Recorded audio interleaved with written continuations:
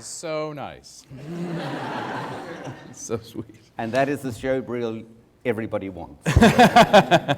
We have many guests here today. We have students from the school, from all disciplines. We have people from lifelong learning. We have guests from the community. We have faculty, staff.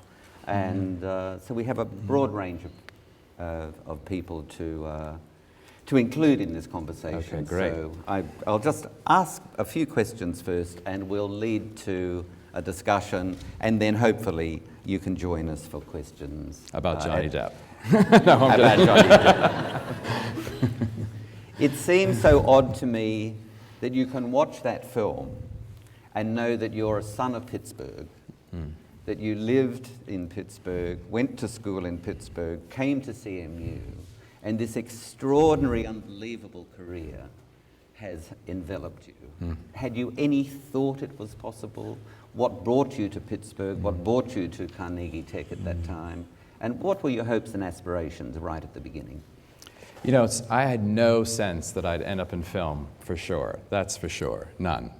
And that just happened very organically. I mean, I really, I started in the chorus. I mean, it's that classic, trajectory, because I didn't have a sense of that. Pittsburgh is an amazing place to grow up for me, because my parents are spectacular people, and they showed me so much and opened my eyes to so much that was happening in Pittsburgh at the time. There's the Pittsburgh Opera, the Pittsburgh Ballet, the Public Theater, Pittsburgh Civic Lit Opera, which was huge for me. Then, of course, there was, the arts everywhere here. And I just was exposed to so much that I felt it was like a mini New York in a way, I guess. And I felt, that anything was possible. And I started at the Pittsburgh Civic Lit Opera when I was a kid.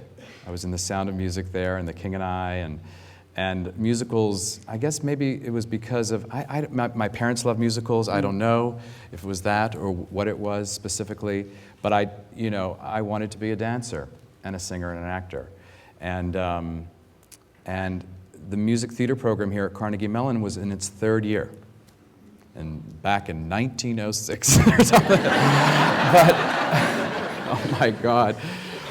Holly Hunter's 2 years older than me. That's my favorite part. She was a junior when I was a freshman. But, it was an incredible program because there was no such thing anywhere else really in the country.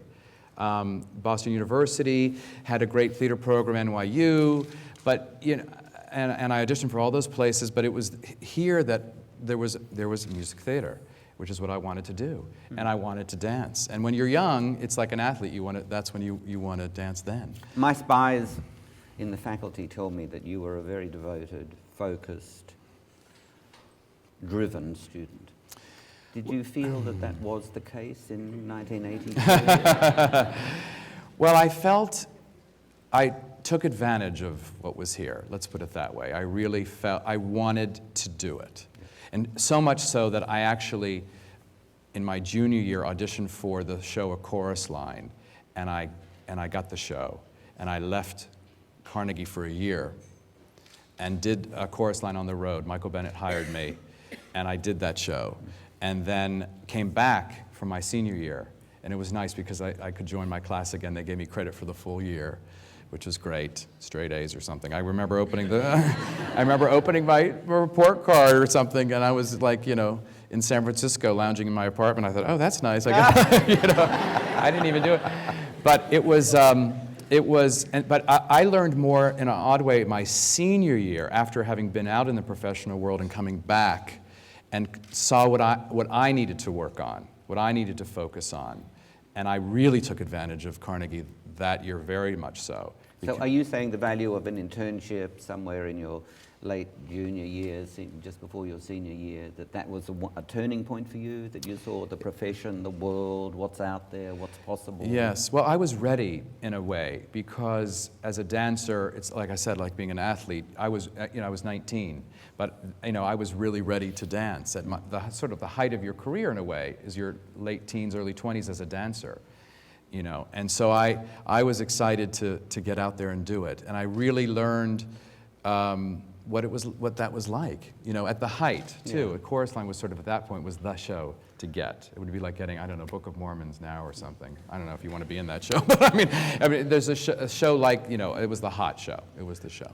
What did you have? You and I are about the same size, about the same shape. I had a 6 o'clock kick. I don't know. What did I have, Barbara? I don't know. That was it. I'll tell you something. I loved when I would audition as a dancer, and you'd walk in with, hundreds of kids. But if you get past that, I would get to the singing part of it, and I could sing. And that was very rare for dancers, And then I would get to the reading, and I could act, because I'd come, I had training. So I could put it all together. And so my first Broadway show was Zorba with Anthony Quinn, and that's where I met Graziella Daniele, who was this incredible director-choreographer. She choreographed Zorba, and she asked me to do the next show that she was doing called The Rink, which starred Liza Minnelli and Chita Rivera, and I was the dance captain. I was 23 years old, and I was the dance captain of the show, and that's when I started to learn what it was like to be on the other side of the table, and and get a sense of how you put together a show. And a dance captain, when the director and choreographer leave, you sort of take over the show.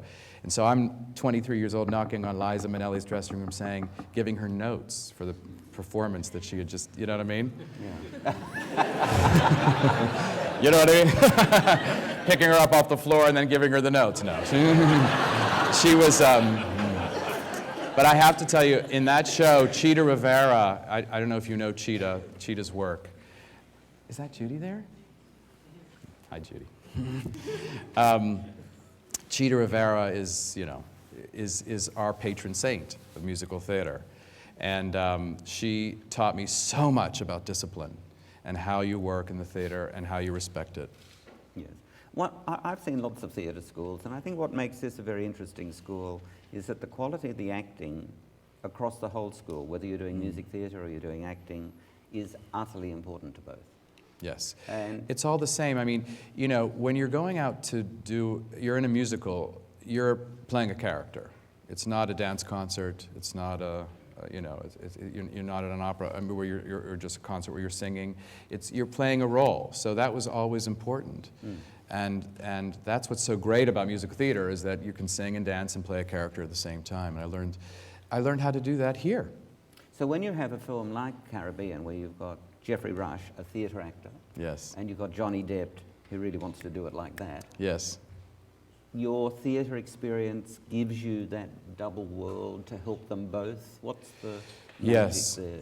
Well, the theater discipline and how that works helps you everywhere, because it's sort of like the real thing. Film is very interesting, because there are people from theater, like a Geoffrey Rush, and there's somebody like Johnny Depp who's never done theater in his life and doesn't know how that works. And he doesn't really like to rehearse, and Geoffrey likes to rehearse. I like to rehearse because it helps me know where things are. But I'll never forget the first film I did, Chicago. I was doing a scene with Richard Gere and Renee Zellweger, and it was a very intense scene and emotional. And I wanted to rehearse it because I wanted to decide where the camera was going to go. And I said, okay, so here we go. Let's work on it. And then Renee was kind of marking it, and I said, well, let's do it. And then she said to me something that just rings in my ear. She said, let's not squeeze the lemons. That's what she said. And I didn't understand what that meant. I was like, what is she talking about? I don't see any lemons here. I didn't understand what she was talking about. And then I realized, oh, I see. No, what she means is, she's a film actress. She's not from theater. She wanted to wait to capture that emotion and in the moment when we were filming, in that moment. Mm-hmm. So that was something I learned, and so I worked with people differently. Daniel Day-Lewis, is obviously one of our greatest actors. And when I did 9 with him, there was he likes to live the role. I think you know these things. I mean, I know he just finished doing Abe Lincoln, and he lived without electricity. Hand to God, while he was shooting. And it was similar on our movie. He was playing Guido Contini, which is an Italian film director, and he had us recreate an entire Italian office from the 60s in his dressing room. And he would be in that, and everything was exactly as it would be in the 60s. And he lived that way, and he spoke that way. People thought, some people think his process is creepy, and I actually thought it was great, because film is tricky. You're constantly waiting to go, you're lighting and waiting and waiting and waiting, and then you've got to put it out there when it's time, because time is money. So he stays in character so that when he goes there, it feels very natural. But this example is of how he works.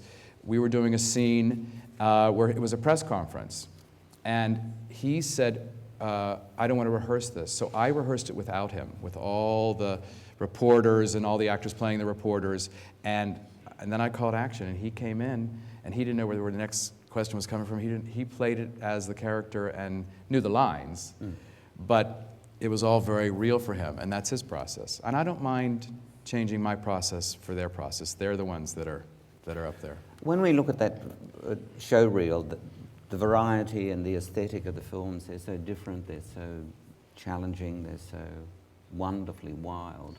What are the givens for you when you make a choice on a project? You are given X number of scripts, they come through your door. What makes that moment that says, yep, this one's for me? I have to not have done it before, because I have no interest in making the film again. It has to be something that's fresh and new and scary. When I did Memoirs of a Geisha, I directed that film through interpreters, because the entire cast was speaking English for the first time. So I had Japanese and Chinese interpreters on the set, and that's how I worked with it. And that was this huge mountain to climb. But I loved it because it was so challenging. And 9 was this bizarre, small musical in a way that interested me because of the Fellini aspect, and I thought it translated. When I'm looking to do a musical, it has to make sense to me on film as a musical. Why are they singing? And it pretty much took place in his mind. So that was thrilling to work on. And Pirates, I'd never done an action adventure movie. I'd never done a 3D film, that's for sure. And so it was this huge learning experience, because it's your life. It's not just this is your life experience. Movies for directors take 2 to 3 years. It's just the truth. Actors come in for a couple months. But you're there prepping it, and then you film it, and then you edit it, and then you release it, and then you promote it, and it's 2.5, 3 years sometimes. Yeah. So that it has to be something you love, and and also you get that moment where you don't want anybody else to do it. You're like, I want to do this one. We're at the stage of the year where a lot of our young actors have been in New York, and they're looking at agents, they're looking at managers. We're about to go out to LA, we're about to audition for actors and managers. You see now the top talent in the world. You have the choice of every single person in the world to choose. What are the qualities, if Jinnah, that young actor sitting there, stepped up on stage now, what are you looking for? What's the quality that says, that girl has something that I'm interested in? It's unique. It's being unique. I mean, that's what I look for, something that you're yourself, because we're all different, and we have to celebrate those differences. That's the most important thing, not be afraid of those differences, trying to fit into something and be somebody. That's who you are. And that's what you can bring that's different than that person there. It's just who you are. And that's not something, it's something that continues to grow. I mean, it's not something like, this is who I am. You continue to find who you are. I mean, I think college is a lot about finding out who you are. I mean, there are times this is the best time to say, are you Laurie or are you Ado Annie? You know what I mean? Are you Will Parker or are you Curly? You know what I mean? You try and figure out what roles feel right for you, and you try on different things. That's why it's good to just try everything.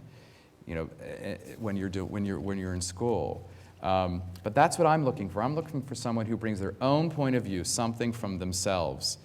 It's funny, I'm looking to cast right now, opposite Johnny Depp in The Thin Man, an actress. And The Thin Man is a movie from the 30s that starred William Powell and Myrna Loy. And it was they did six movies. And what's incredible about those films, is that their chemistry. And Myrna Loy had style, and she was funny and beautiful. And I'm looking to cast that now, and it's not easy to find someone who has their own stamp, their own thing, instead of like generic movie star girl. That's not interesting to me. What makes a great audition for you? Well, I think you have to think of it as a performance. I don't think you can go in thinking because I have a good imagination, but most of I was going to say the stupid people sitting next to me, but I don't mean that. I mean like the producers and the money people or whatever, they don't have a great imagination. So you actually have to kind of come in and play the role. And I like when people come in and are serious to do that, and come in and do it, and it's a performance. It's not just like something, I'm just going to do the people I know who have done really, really well are the people that are committed and work hard in that way. Right. Prepare. What's a great collaborator for you? What either as an actor, either a temperamental actor or talented actor, it doesn't necessarily matter. What is the great collaborator though?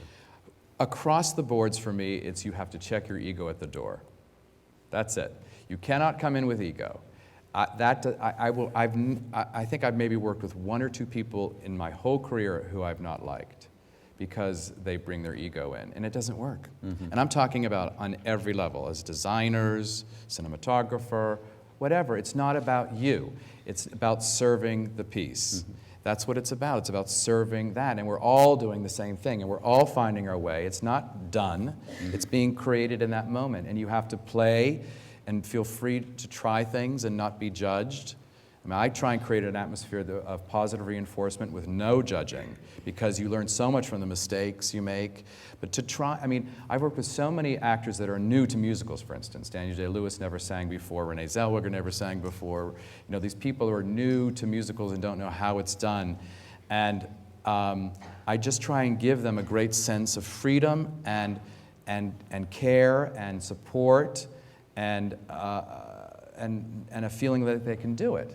Not like it's something, and that's the only way I know how to work. And it has to be, everybody in that room has to have checked that ego, because if there's any of that, that's the thing. I just don't tolerate that. Right.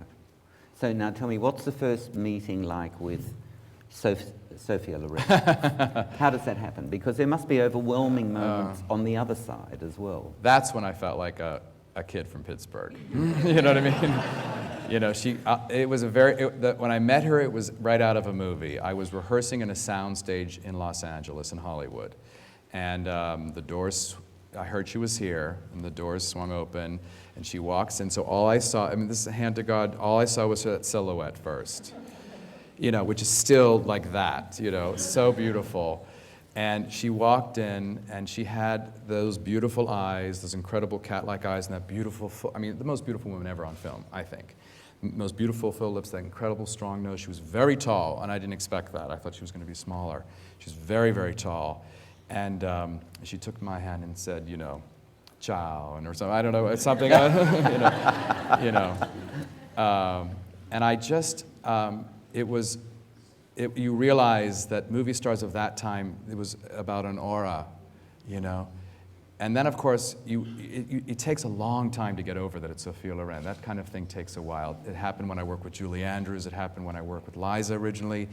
It just takes a while. But then you realize they're just people, and they're scared and they're nervous and excited to work. And I remember I was sitting with her once at the SAG Awards. The Ensemble of Nine was nominated for Best Ensemble in a Film. And so we were all there together, and I was sitting next to Sophia, and she said to me, I can't believe I'm here with all these all these major people. And I said, all these major people can't believe they're here with you. And she says, I'm just a little girl from Napoli. And that's how she thinks of herself, you know? So it's a beautiful thing to find out who these people really are. Sitting the other night, there was a big It felt like a memorial. memorial, but it was a felt like I had died. It was a fundraiser for the Roundabout in New York, and I was sitting near Rob, and it was Richard Gere and Julie Andrews and all these extraordinary people sitting all very close together, all looking at you. And every single person, I think, that got up to speak said how humble you were, or what a wonderful collaborator you were, or what an easy job you made it for them to work. Now, how does that happen when you have a film director is arguably the most important person in the world after Obama? That you have everything at your fingertips now. You are making $250 million films. How do you remain this gentle, calm, cool So character? nice. That's such a lovely thing to ask. I have to say that I was, the first time I ever said action and cut was a television movie of Annie in the 90s, late 90s. And there was a director that came to visit me on the set the first day, and I remember he's standing there, and I had worked with him as a choreographer in a television version of Cinderella with Whitney Houston. And he was a horrible director. He was mean, he made people cry. It was a hateful experience. I watched it all unfold, and I couldn't believe that he was creating this experience for these people. And he was there the first day I walked in to shoot this movie. And I thought, what is he doing here? And then he came over to me and said, I'm here to give you advice. And so he said, just remember, everyone is here to serve you. That's what he said. Everyone's here to serve you and your vision. And he walked away. And I thought, what an asshole. I really thought, and I knew it was the exact opposite. Yeah. That I was there to serve everybody. That's what I wanted to do, and that's what I've always done. I'm there to serve people and make them feel great and have an incredible experience, because that's when the best work gets done, for me. Just before we go to some questions, your visual aesthetic is so astounding. Where does it come from, and what informs it every day, and how do you make sure it's topped up every day, and how do you make sure you're at the cutting edge of what the visual world in which we live now is? It's interesting, you know, I had a great friend who passed away, another film director named Anthony Minghella, who was an extraordinary man who taught me so much. We collaborated on a couple projects together. He wrote them, and he was an amazing man. And he said to me once, you know, a film director, you're hired for your taste. That's all we can bring, your taste, your sensibility. And that comes from who you are and what you love and what you watch and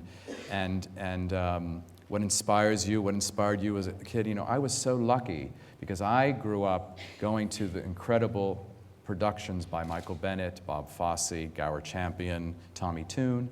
Those are my heroes on stage. And on film, Stanley Donen, Robert Wise, Vincent Minnelli, George Cukor. Those were my heroes. And so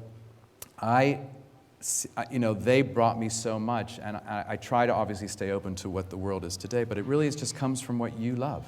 Do you go to galleries? Do you go to art galleries? Oh yes, all the time. Luckily, you know, you travel when you're doing film. Even at the end of the experience, you know, for instance with Pirates, we were all over the world promoting the film. And so there's always time for that. You know, you're in Madrid or you're in Russia. You know, we played at Cannes this year, out of competition, and they were like, the Cannes audience putting on their 3D glasses was hilarious. But like, what is this? And it was great. But so I've been lucky enough to live and work all over the world, and that inspires me, of course. And the unique relationship with your sister, Kathleen, how has that informed your work and your life and just the way you go about your work? I'm so lucky to have a sister who's also in the business, because there's not many people you can trust in your life in a way.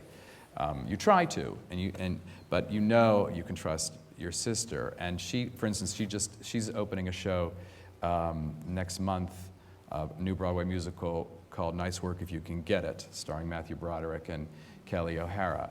And I just went to her run-through the other day, and watched her run through, and then I can talk to her the way nobody can talk to her. Do you give us some notes?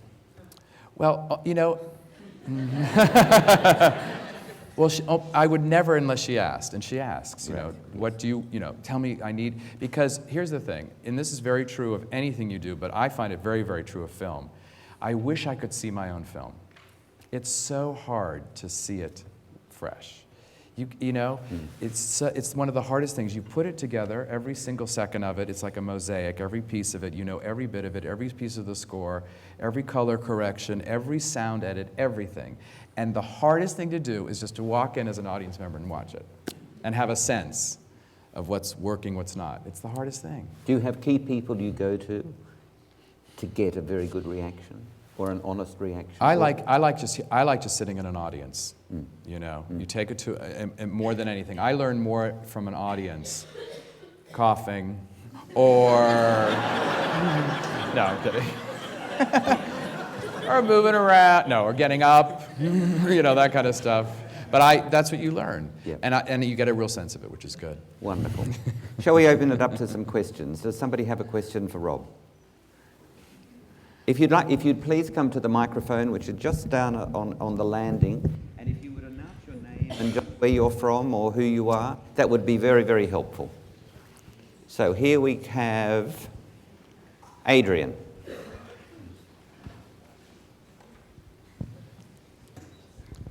Hi. Hi. I'm Adrian Ensko. I'm Hi. from upstate New York. And thank you so much for coming and giving us your advice. Oh, please. I'm so thrilled Thank to be you. back. I was wondering, because I'm interested in a lot of things in the theater, as a performer, as a collaborator, and possibly as a director. How did you make that transition between being an actor and dancer and singer into directing? It was very organic for me, and something I didn't quite plan in an odd way. But, I started as a dance captain and then an assistant choreographer.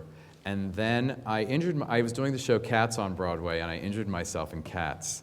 And so someone asked me to choreograph a production of The Rink, which I had been on Broadway, but down in Florida, a regional theater I'd never choreographed before.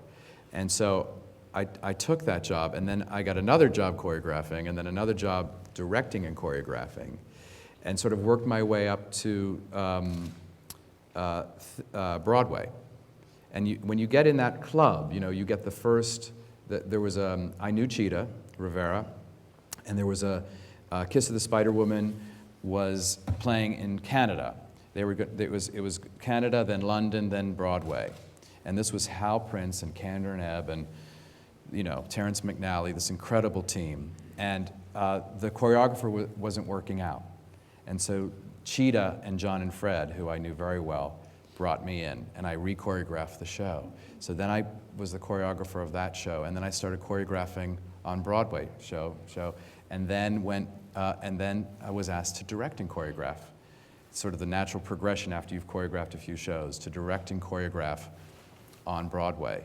And then you sort of start all over again in the film world. Someone asked me to choreograph a television musical, an original television musical that Jerry Herman wrote for Angela Lansbury. And then choreographed some television, and then directed that Annie that I said. I remember they said to me, we'd like you to direct a musical for television. I was so excited, and they said, and it's Annie, and I was like, oh shit. Oh God, it's Annie. But then I thought, okay, you know what? I got to think of this in a different way. And I thought, that's it.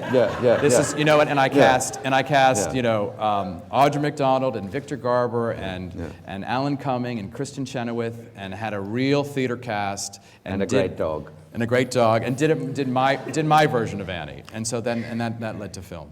Okay, Jessie. Hi, I'm Jessie Shelton. I'm originally from Minneapolis, Minnesota. I was wondering, you mentioned that Pirates was your first 3D film, as well as being your first action film, and I just wondered, because 3D is really picking up these days, what was that like? What's different when you're directing a 3D film versus normal? Well, first of all, you're using 2 cameras, because it's a right eye and a left eye. I mean, we see in 3D, so that's what happens. So there's twice the problems, you know. And it's a very interesting thing, because you have to, a real quick lesson about it is, you know, our eyes are about 2.5 inches apart. And so the cameras, you can't get them that close. So there's one on top and one on the bottom, or one here or one on, sometimes like that. But these interesting rigs. And you have to decide with each shot how much depth. And that's all about, like, no depth is 2D, and then you widen it to 2.5. You don't go any wider than that for each shot, you know. And close-ups, you just tighter, you know, smaller range, and then you do the bigger depth for the wide shots. And we were, it was interesting, because we were the first film ever to take 3D on location. They had never done that before. It was always done on stages. And we were the guinea pigs, I guess, that went into jungles and caves and cliffs and ships, and it was insane. But we learned as we went. The cameras have gotten smaller each time. You just have to, they're delicate. So it takes twice the amount of time to load the film. And if one goes down, I mean, I'd have a great performance, and they'd say one eye went down. You know? And I said, let's just make this movie 2D. Because it was like, forget it. But then you have to do it again. So there's that. You know, you're like, it's like, it must have been what it was like when they started sound film. You know what I mean? It's like it started, you know, a whole new thing. Do you map out when the arrows come at you and when the moments happen? Definitely. But you can do a lot of that. Most of that's done in post-production. You can decide how far something comes out into the audience. It's called convergence. And you decide how much you want that to come out into the audience and how much you want it to go into the screen. I didn't want to do that many trick things, because it's like, I don't know, Shrek 4D at Universal Studios or something. You know what I mean? I couldn't do that. Okay, we have another question. Hi, my name is Megan Spatz, and I'm originally from Alaska. All of your films have such a cohesive design to them in terms of the production design, the costume design, and the cinematography. Could you talk a little bit about your process with the production staff and the cinematographer and everything? Oh, that's such a lovely question. You know, I think it all comes from theater for me, because I pull everybody together early on, and everybody's at the meetings. In other words, the first time I was having a set meeting, production design meeting, I invited the cinematographer and the costume designer as well, and everybody's like, why are we going to this meeting? Because it's a production design meeting. I said, because it's all the same thing to me. And I think that's unusual, probably. Coming from theater, I didn't know any other way to do it. Everybody works together to create the vision, because I think it affects, you know, I mean, that's how it works. It's not really something that happens much in film, but I like to do that, and maybe that's why, you know, I like we're all on the same page as we're moving forward. Over here. Hi, I'm Nina. Hi, Nina. It's nice to meet you. Nice to meet you. I'm from Chicago, and I'm a junior in high school, and I am here visiting today. Oh, exciting. And I wanted to know how you grew as an actor, as a dancer, as a singer, as a performer through the program here. And would you have gotten this experience anywhere else? Well, for me, it was all, because it was all here, and we were sort of learning how it was going to all work together too. You know, it wasn't as cohesive as it is now. It was sort of departmental, and you know, you go to the music building and you go to the, you know, it was sort of, but because it was all happening at once, it was perfect for me. Especially the acting program, which is so strong. And I think it was the fact that I could do it and be doing ballet 1 minute and then, you know, acting one next minute and then voice solfege or something like that. It was this wonderful combination of things that that I couldn't find anywhere else, and at this level. So it was really perfect. Another question. Hi, I'm Elizabeth. I'm originally from the DC area. You touched a little bit on the influence of theater in the television and film world, and I was wondering if you could speak a little bit about the relationship moving back and forth between directing theater and film, and how they influence each other, as well as like how film influences your stage direction. The first time I ever worked on film was choreographing this musical for Angela Lansbury, and I remember I was choreographing this big number, and I thought, okay, well, we'll do that, and then we'll transition. You know, we'll have to create a transition to get to there, and then the director said to me, or you could just cut. I was like, what? Oh, I see. Oh, that. And I was so naive. And then I loved it immediately, because we'll just cut to that, and, you know, it was all that all of a sudden, you know. But that's the hardest part. I mean, I think you really, you know, when you're working on stage, it's all about transitioning into the next thing and how you get the dancers off and get the star back on and bring on the set and what's happening. So, you know, you're not sitting there waiting for the set to change, and it's all about transitions. And I found on film there was such freedom. I didn't have a front. I didn't have a proscenium I could shoot from behind. Or, you know, I had all these. So in an odd way, what I found myself having to do was actually create boundaries for myself when I do film, because it's limitless. So you actually have to kind of create your own sort of shape, you know. My name's Mitch. I'm from Florida. It's a similar question. Could you talk about your philosophy on the function of dance in a stage production versus how you feel it applies into a movie? It's interesting. I feel that dance on film will always be a hybrid of theater and film. Because, you know, to me, some of the greatest numbers, I mean, the greatest numbers that I can think of in dance are always in musicals that are actually on a stage. I mean, that's, you know, Cabaret, you know, or I think of The Bandwagon, or they were out of town with the show, and they would do a big number on stage, and then they pull back and, you know, this crazy number, and then everybody would be applauding like it was all done on a stage. But there's a sense that there's a world that it shares, and so and which makes sense, because it's that kind of discipline, and I think that that's informed me.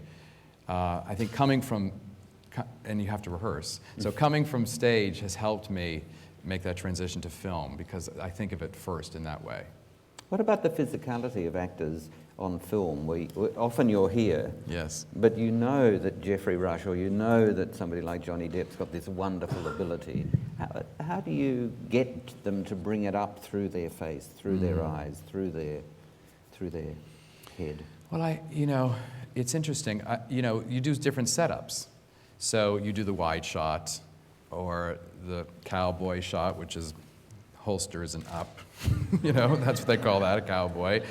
Or a waist shot, or you do a close-up. And you usually, it depends how you do it. Sometimes an actress will say to me something like, can we do the close-up work first? Because I feel ready emotionally to do that. And then because that's when you need the great performance. Or some people like to build to it, you know, slowly. And so that's been interesting. But I find that I like to cover scenes as much as I can, so that there's an opportunity to get, because sometimes you'll get something physically from someone like a Johnny Depp or a Jeffrey Rush that you really need to have, and then there'll be the moment. But they know, you know, when you're coming in close, you've got to, it's got to be truth. The What truth happens has to when be the there. producer then says, I don't think it's very funny at the end? Well, let me think. Well, I mean, here's the thing. With film, it's fantastic because it's an ongoing process. Your editing is your final rewrite. You know, you're in the room. It's the best part of the whole process because you're just in a room with one guy or one woman. And you're just sitting there and you can try different things, and you can try cutting out this line or adding a line, and you can try all that kind of thing. So you have the opportunity to make adjustments. I remember Chicago didn't end quite that way. They end singing all that jazz, and then boom, it's over.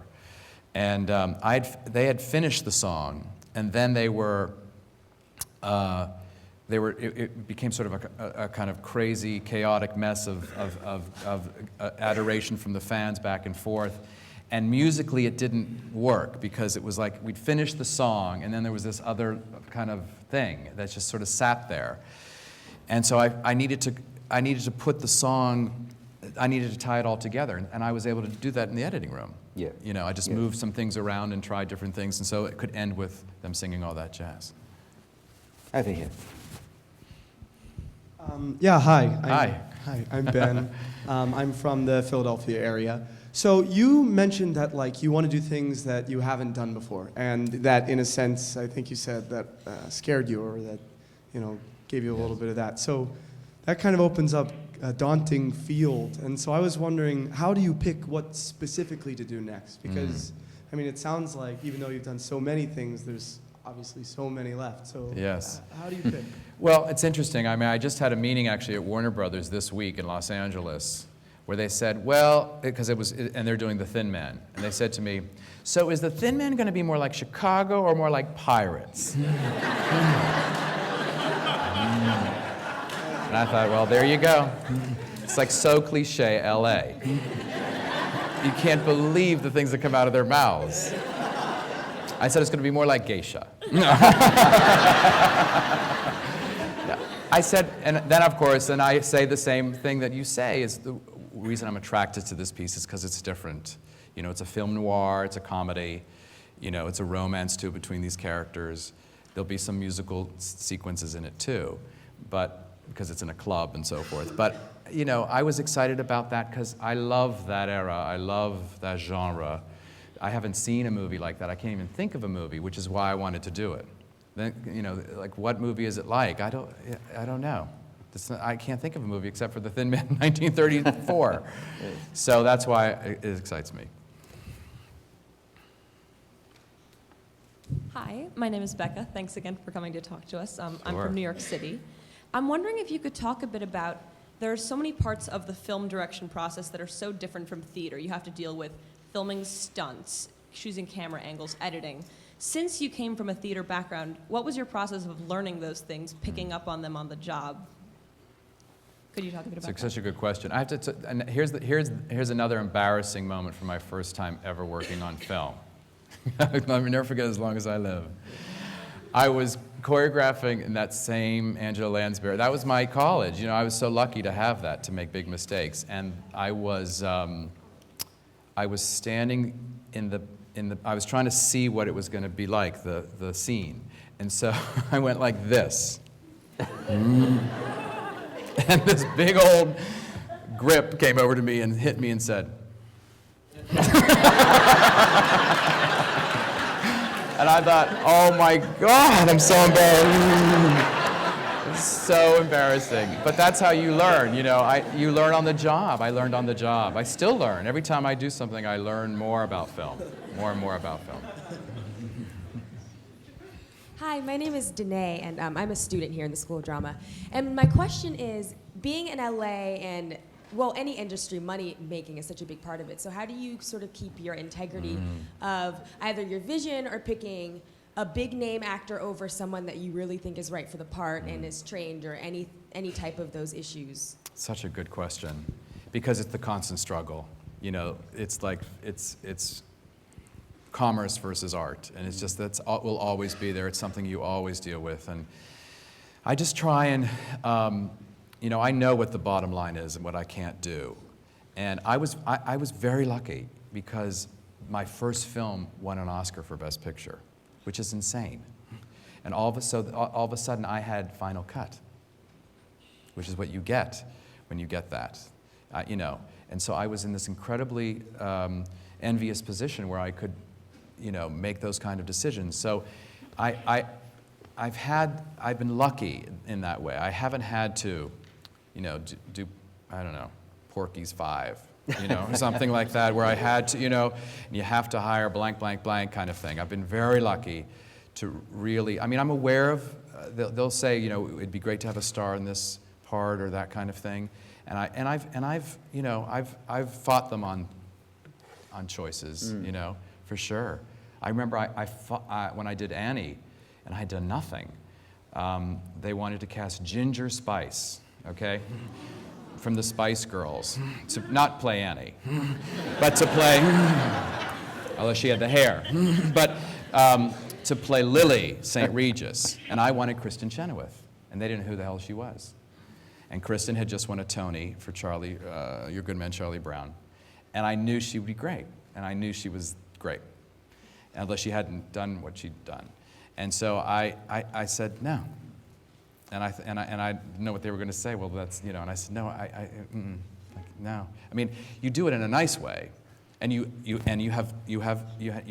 audition Ginger Spice, and you go through it. You can't sort of say you're an idiot. You can never say you're an idiot, even though you're thinking you're an idiot. You just say, oh, okay, that's an interesting idea, and then you sit down and you meet with them, and then you try and show them, and you put them on tape next to each other and say, this is better. A number of years ago, you could go and see an Antonioni film, or you'd see the new Zeffirelli, or you'd see the new Bertolucci, or you'd see the new Renoir, or whatever it was. What do you go to now? What challenges you or inspires you? What do you look forward to seeing? This is this is the truth. TCM. I watch TCM. I watch old movies. They inspire me more than new movies. Right. For me, personally. I find them more inspiring. I think the stories are so much stronger in so many ways, performances in many ways. Of course there are great movies that you love now, and there are a few great directors that I really love, Woody Allen being one of them still to this day. But I look to the films that that I think had the best. Yes. The best for me. Yes. Yes. We're about at the end of our time. Do we have one final question? Hi, Rob. I'm Hi. Paul Schrading from Pittsburgh. Oh, hi. Hi. Oh, my gosh. Some of us know your parents. They're wonderful. Oh. And, my sister went to the prom with his son. yes.